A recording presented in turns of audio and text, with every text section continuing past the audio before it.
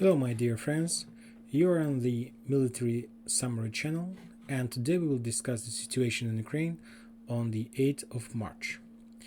We will start from Odessa as usually. Today there were almost no news from this territory. The only thing that I know for sure that today some military buildings and Ukrainian military territory was under the fire, under the artillery and airplane fire, and that's it. Also, let's discuss now the Nikolaev. Nikolaev city is still under siege. As far as you see, this territory from Voznesiensk, Novobugh, and till Kherson is almost under the Russian control. Also today we got an information from the city Snigirevka. This city located on top of Kherson and in the east of Nikolaev. As far as I know, this city is under Ukrainian control, but the local territory forces, they allow without any problem to Russian forces to pass this city by without any conflicts. So it's something like the local forces control this town, but they work with both Ukrainian and Russian forces. Maybe with Russian, but for local people, it seems to them like they're working with the Ukrainian forces. Now we are moving to the territory totally controlled by the Russian forces. About this territory, we should add that there are a few cities like Kherson, like Energodar, and like Melitopol. This is the biggest cities in this region, and of course Genichesk. Starting from this day, not this day, but starting from a few days ago, Russian forces start to get here the help, it's food, products, and so on, everything which people needs in the on the everyday basis. And as far as I see from the news and the open sources, that people in these towns, they split it into camps. One camp still support the Ukrainian forces, and they totally refuse the help from Russian forces, from Russian government. And another part of this city, they accept the Russian help, they accept the Russian product. The civilians in these towns now are split into camps, one who support Ukrainians, and there is already a part who support Russian forces. Let's move next to the Donbass. The main difference of 8th of March from the other days is that today is a very important holiday, the 8th of March, the International Women's Day, and this holiday is very respectful in this region. So people from Russia, Ukraine, and Belarus, the parties who is involved into this conflict, they respect this holiday. And today, from Russian side, there was an annunciation that they will not attack and they will not proceed any military operation till from 9 a.m. till 8 p.m. and there was a lot of green roads provided to the civilians, which could be used as the road for evacuation. And today we got a lot of news from a lot of cities that peoples start the evacuation, but some sources says that only foreigners use these green roads.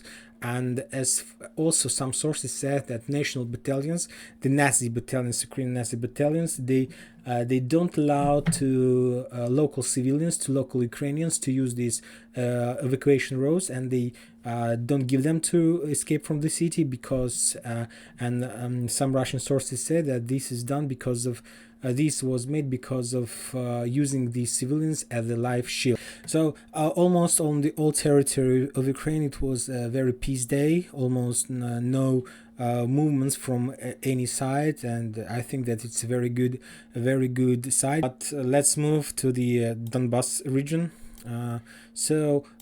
From both sides of this Donbass boiler, also today I got information that in this boiler there is around 100,000 of Ukrainian troops from Dnipro, Zaporozhye, Donbass. In this circle, there are around 100,000 of troops of Ukrainian forces and manpower, and this is a lot of forces there.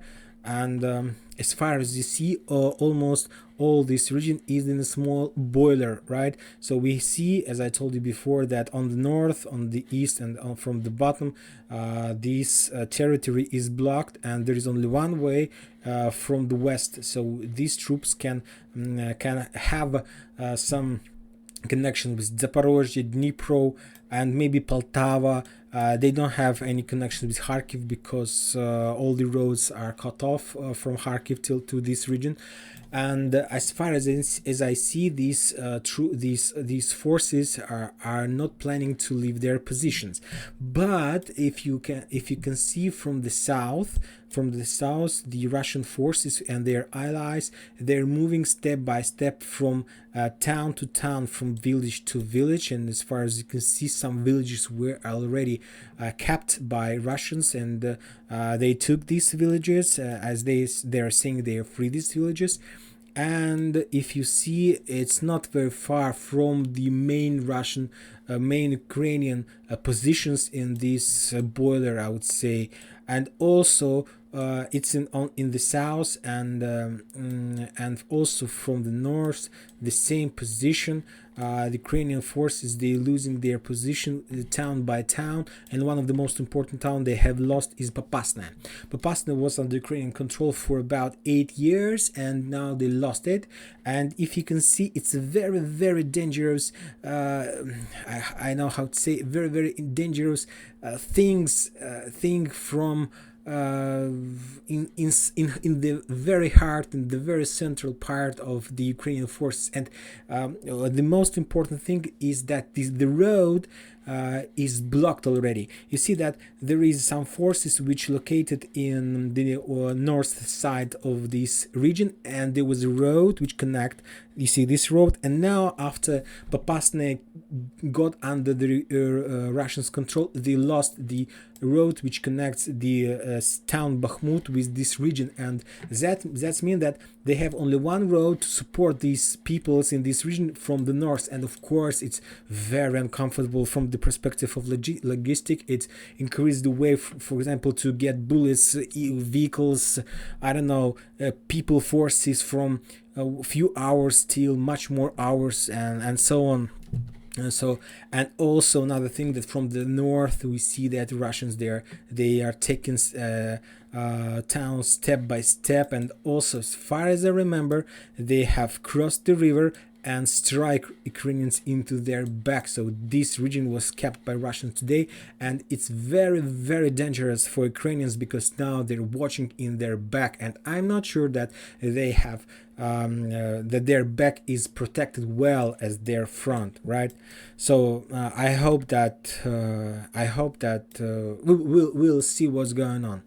Now I'm going to move to the Mariupol. Mariupol is the place where the battle and clashes have never stopped, and they're going every day. And as far as I know, the Ukrainian Nazi battalions, they don't allow to civilians to leave this city. They are using them, according to the official Russian sources, they are using them as a life shield. So as far as you see, this is the Mariupol, this is the town, and the green line, this is the territory the Ukrainian forces controlled, I think that yesterday, and the gray line is the territory inside of this gray circle, I would say gray territory. This is the territory which controlled by Ukrainians today, and even less, because as far as you see, on the top of this town there is a big factory. This factory was built in the Soviet Union time, so it's like town, and it's like small town in the city. It's the big territory, and this territory is under control of Russians. And also there is another region, it's like we can call it like right side of Mariupol. It's also controlled by Russians, not maybe the whole this territory, but at least more than half of this territory is under the Russians' control. So the situation here is very bad, and I don't know what Ukrainian forces are planning to do here, because as far as you can see from the territory, there is no way to help them. There is no way for these big Donbass forces to, I don't know, to break the front line, to pass these 60 kilometers and to help these guys. There is no way for this. So I'm sure for 100% that no help for them. No way to escape from here. The only way is to surrender. If we want to save as much lives as possible, I think that it's the time to start the negotiations and so on, because the only thing that these people can get from this boiler is to take as much time from the Russian forces as they can, because we should understand that a lot of forces from the Russian side are also used to storm this territory, and of course as soon as this territory will be cleaned up, these forces will be able to go to the north or to the west, to the Nikolaev Odessa region and so on. Let's move next to the Kharkiv. From the Kharkiv there is no news from the Kharkiv, and also if you can see from this map, yesterday this territory, the city town called Nergochi, was under the Russian red color. That means that it was under Russian control, but today they have recolored this into the gray with the regular color. That means that there is some questions regarding the control of this territory. I don't have more information, so I don't want to tell you the things that they are not exist. Also, we see that yesterday in the evening and today during the day, Sumy is the regional center of the Sum region, right? And when the Russians started the operations, there was an agreement between the Sum leader, the mayor of this town, and the Russian forces that they will not cause any damage to each other.